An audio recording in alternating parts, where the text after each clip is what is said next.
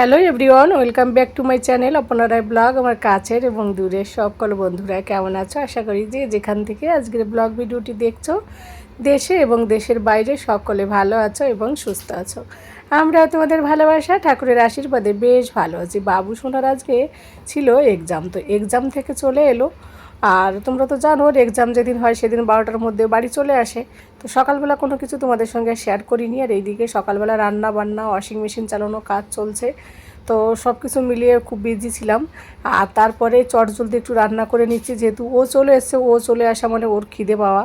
তো একটুখানি এই যে দুটো ডিম দিয়ে একটু আলু দিয়ে চটজলদি কীভাবে রান্না করা যায়, তাই আমি একসঙ্গে ডিম আর আলু ভেজে কোনো মতে ডিম আলু দিয়ে একটু ঝোল করে দিচ্ছি। আর এই যে আমার জন্য একটু ব্রকলি বয়েল করেছি, এটা আমি খাবো একটু হালকা লবণ দিয়ে, যেহেতু ডায়েট চলছে বর্তমানে আমার। তো যাই হোক, তারপর খাওয়া দাওয়া করার পর একবারে ফিরে এলাম দুপুরে খাওয়া দাওয়া করার পর বলতে ওরা তোমাদের দাদাভাই আর গুল্লু হচ্ছে খাওয়া দাওয়া করলো। তো এখন তোমাদের দাদাভাই অফিসে যাবে, তো গাড়ির নিচে দাঁড়িয়ে রয়েছে অফিসের গাড়ি, তো ওই গাড়িতেই আমাদের ছেড়ে দেবে। তো কোথায় যাচ্ছি নিশ্চয়ই টাইটেল আর থাম্বনেল দেখে তোমরা বুঝতেই পেরেছো।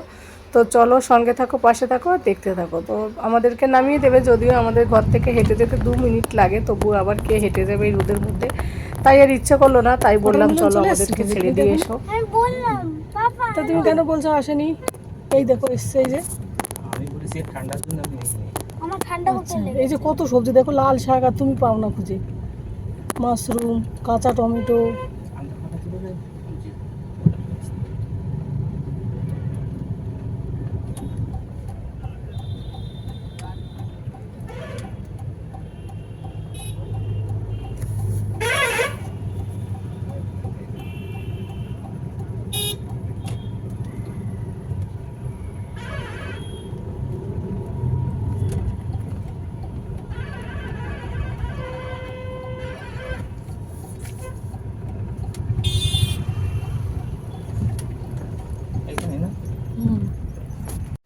তো বন্ধুরা, বাবু সোনাকে আর ঘরে রেখে আসিনি, কারণ একা একা ঘরে থাকলে বাচ্চা ছেলে টিভি দেখবে, তারপর মনের মধ্যে একটা টেনশন লাগবে। আর এইদিকে পার্লারে চলে এলাম, তোমাদেরকে সেটা বলতেই তো ভুলে গেলাম, নিশ্চয়ই বুঝতে পেরেছো যদিও, তাই আর প্রথমে আর বলিনি। তো পার্লারে এলে তো 1 ঘন্টা মিনিমাম টাইম লাগবে, হয়তো বেশিও লাগতে পারে। তো কী জন্য এসেছি নিশ্চয়ই বুঝতে পেরেছো বন্ধুরা। তবুও তোমাদের একবার বলি, চুল কাটতে এসেছি। আজকে নিউ লুক কেমন লাগবে অবশ্যই কমেন্ট করে জানাবে। অনেকে হয়তো বলবে এত লম্বা চুলটা কেন কাটলে, যদিও লম্বা চুল রাখা তোমাদের দাদা ভাইয়ের খুব একটা পছন্দ না, তার জন্যই রাখা হয় না। তারপর কি বলো তো, যবে থেকে গুজরাটে গিয়েছি তবে থেকে চুলটা আমার একদম উঠে গেছে। পিছনে যতটা চুল দেখছো না, এই পুরো এক সাইডে এতটা চুল ছিল, সামনে পুরো টাকলা হয়ে গেছে। তো চুলটা যাতে বেশি নষ্ট না হয়, তাই একটু বছরে 2-3 বার করে কেটে রেখে দিই ছোটো ছোটো করে। চুল ছোট থাকলে কি হয়, চুলটা একটু কম ওঠে। আর এই যে শীত যাওয়ার মানে অপেক্ষায় ছিলাম কবে শীত যাবে, তারপর চুলটা কাটতে যাব ফ্রি পার্লারে। তারপর কেন শীতের সময় কাটিনি, কারণ কি শীতের সময় এভাবে চুল ভিজিয়ে দেয় তো ঠান্ডা লাগার সম্ভাবনা থাকে। এমনিতে অলরেডি কদিন আগে তো প্রচুর ঠান্ডা লেগেছে, জ্বর সর্দি কাশি ছিল। তো এই কারণে শীতের সময় আর চুল কাটা হয় না, ওই দুর্গাপুজোর সময় কাটা হয়, আবার এই যে হোলির সময় কাটা হয়, আবার হোলির পরে আবার গরমের সময় একবার কাটা হয়। এইভাবে 2 থেকে 3 বার মিনিমাম বছরে আমি চুল কেটে নিই। আর ছোটো থাকলে কি হয়, যত্ন করতেও সুবিধা হয় আর বেশ ভালো লাগে। আর তারপর যেটা হাজব্যান্ড পছন্দ করে সেটাই তো আমরা সবাই করি, তাই না? তো ও বলে কি, তোমার চুল ছোটো থাকলে লুকটা অন্যরকম লাগে, বেশ ভালো লাগে, তার জন্য আরও বিশেষ করে সাহস পাই। নইলে কোনো দিনও আমি চুল, বিয়ের আগে এত ছোট চুল কোনো দিনও আমার ছিল না। তো প্রায় কোমরের কাছে অবধি ছিল চুল বিয়ের আগে। এতটা চুল ঘন ছিল, সে কথা মনে পড়লে সত্যি ভীষণ খারাপ লাগে। তো যাই হোক, এই যে চুল কাটতে এলাম। চুলটা আমার থাকে সবসময় 3 স্টেপেরই। তো এর আগের বার এই দিদিটা চুলটা কেটে দিয়েছিল মাল্টি স্টেপ, তো আমার ওটা খুব একটা পছন্দ হয়নি, তো কেটে দিয়েছে, ঠিক আছে, একবার একটু ইউনিক ট্রাই করেছিলাম।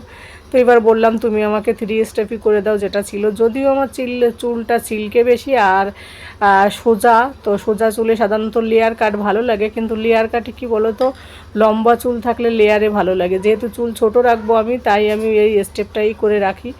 তো চুলটা কাটা কেমন হলো সম্পূর্ণ ভিডিওটা দেখতে থাকো বন্ধুরা, তাহলে তোমরা বুঝতে পারবে। আর সঙ্গে থাকো, পাশে থাকো, আর দেখতে থাকো।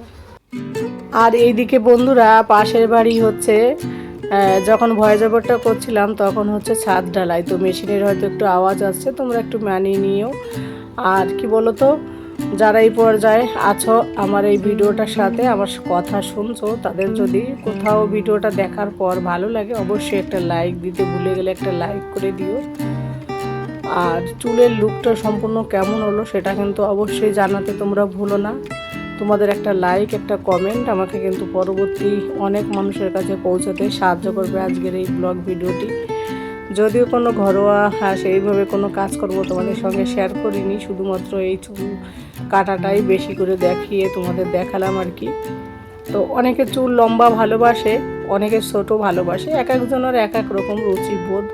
অনেক হয়তো বলবে দিদি এত সুন্দর চুলটা, লম্বা চুলটা কেন কেটে এত ছোট করলে, অনেকে বলবে না ভালো লাগছে। যার মানে যে এক একজনের মানুষের এক এক রকম রুচিবোধ, তাই না, এক এক রকম টেস্ট থাকে। তো যাই হোক, ওই যে সামনেটাও বললাম একটুখানি ছোট করে দিতে, তো সামনেও করলো, পিছনেরটা করার পর। তো আমি কোনোদিন এইভাবে কীভাবে চুল কাটে দেখিও নি, আজকে প্রথমবার এই ভিডিও করার উপলক্ষে দেখা হলো আর কি। বেশ ভালোই লাগলো আমার, একটু মায়া লাগলো যখন চুলটা কাটা এইভাবে দেখছিলাম ভিডিওতে ভয়েস করার সময় না। তো যাই হোক বন্ধুরা, চলো, ভীষণ আওয়াজ আসছে পাশের থেকে।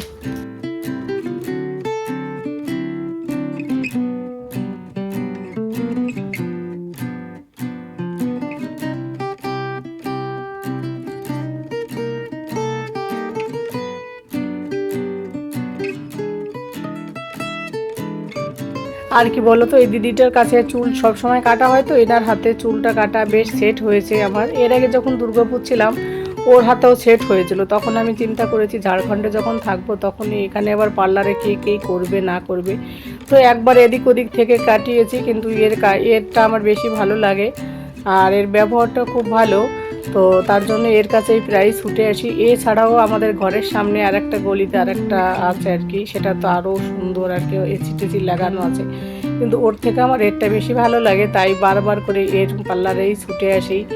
আর এ শুধু আমাকে বলে আমার পার্লারের নাম বলো, যখনই ব্লগ বানাবে আমার পার্লারের নাম বলো। তো আমি ওকে কি করে বোঝাবো, আমি তো বাঙালি, আমাদের ভিডিওগুলো তো নিশ্চয়ই কলকাতার মানুষ বাঙালিরা দেখবে আর কি, নন বাঙালির তো অতটা বুঝতে পারবে না দেখলেও, তাই আর কি বলবো আর তোমাদের। তো যাই হোক, কিন্তু ওর ব্যবহারটা খুবই ভালো এই দিদিটার। আর এইদিকে আমার গুল্লু সোনা বারবার করে বলছিল মাম্মা ঘরে চলো, বোরিং লাগছে, আমি ঘরে যাব। এবার কি বলতো, যদি মোবাইল চালাতে দিই তাহলে কিন্তু বোরিং লাগে না, এইটাই হচ্ছে বাচ্চাদের ইয়ে আর কি। তো যাই হোক, খুব একটা বেশি সময় লাগলে ওদের একটু বোরিংই লাগে। আর আমি দুপুরবেলায় প্রায় এই পার্লারটায় যখনই আসি দুপুরে আসি, কারণ কি দুপুরবেলা ফাঁকা থাকে, লোকজন থাকে না, আর আমি একটু সময় নিয়েই করি। যখন লোকজন তাড়াহুড়ো থাকে আমার কাছে মনে হয় যে পার্লারেই যাই না কেন সে তাড়াহুড়ো করে কি করে দেবে, সেই কারণে আমি সব সময় চেষ্টা করি এই ভর দুপুরবেলা পার্লারে আসতে। আর ফেসিয়াল মাসাজ ওইগুলো করলে হয়তো সন্ধ্যাবেলা আসা হয়। তো দেখো, কথা বলতে বলতে এইদিকে আমার চুলটা প্রায় কাটা কমপ্লিট হয়ে এসছে বন্ধুরা।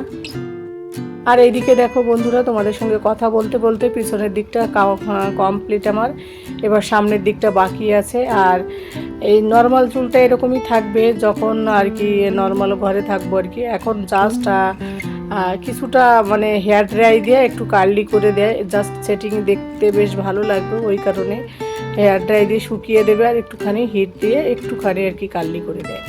তো ওটা টেম্পোরারি, জাস্ট আর কি, চিরুনি দিলে আবার ছোটো হয়ে যায়। তো আমি বললাম সামনে যেহেতু গরম আসছে প্রচুর, সামনে আর আমার ওই চুল অনেকে দেখো মানে কপালে চোখের সামনে চুল থাকে, তো ওরকম খুব একটা আমার বরাবরই পছন্দ হয় না। তো উনি বললো তোমার মুখটা যেহেতু ফেসটা বড়, তো একটুখানি বড় রাখো, সামনে একটু ছোট রাখো, দেখতে বেশ ভালো লাগে। তাই ওর কথা মতো একটুখানি সামনেও ছোট করেছি।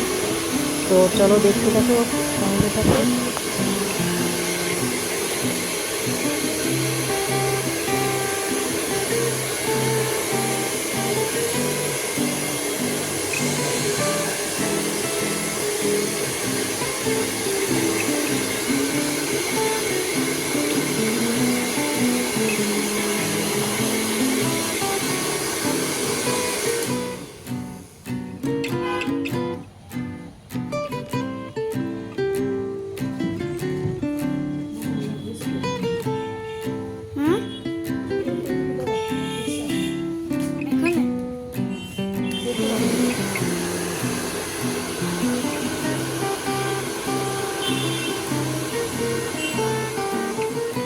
তো বন্ধুরা চুল সম্পূর্ণ কাটিং কমপ্লিট করার পর দেখো হেয়ার ড্রাই দিয়ে একটুখানি কার্লি করেও দিয়েছে আর হিট দিয়ে, আর দেখতে কত সুন্দর লাগছে পিছনটা দেখতে।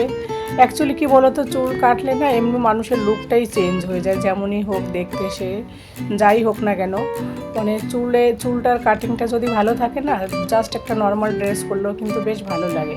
তবে হ্যাঁ, যাদের লম্বা চুল তাদেরও কিন্তু বেশ ভালো লাগে, শুধু যে ছোট চুলে ভালো লাগে আমার কাছে তো তাই মনে হয়। তো অনেক লম্বা চুল থাকবে সেটাও কিন্তু লেয়ার কাটবে, সেটাও কিন্তু দেখতে অসাধারণ লাগবে। তো যাই হোক, চুল কাটার পর এখন আমরা বাড়ির দিকে যাবো আর কি, নিচের দিকে।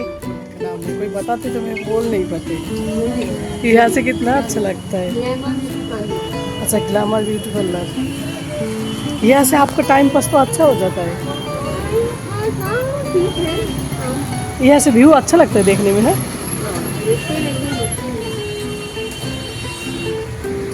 चलो अभी चलती हूँ।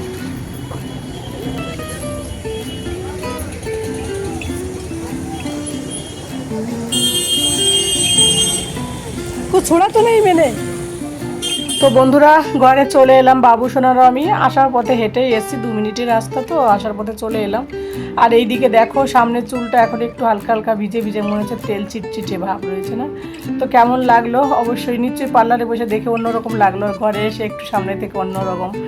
তো এই লুকটা আমাকে কেমন লাগছে তোমরা কিন্তু অবশ্যই আমাকে জানিও বন্ধুরা। আর যে যেখান থেকে দেখছো, যারা এত সময় ধরে ভিডিওটা ধৈর্য সহকারে দেখছো, তাদের সকলকে অনেক অনেক ভালোবাসা দিয়ে ভিডিওটা আজকে এখানে শেষ করছি। Tata, bye bye.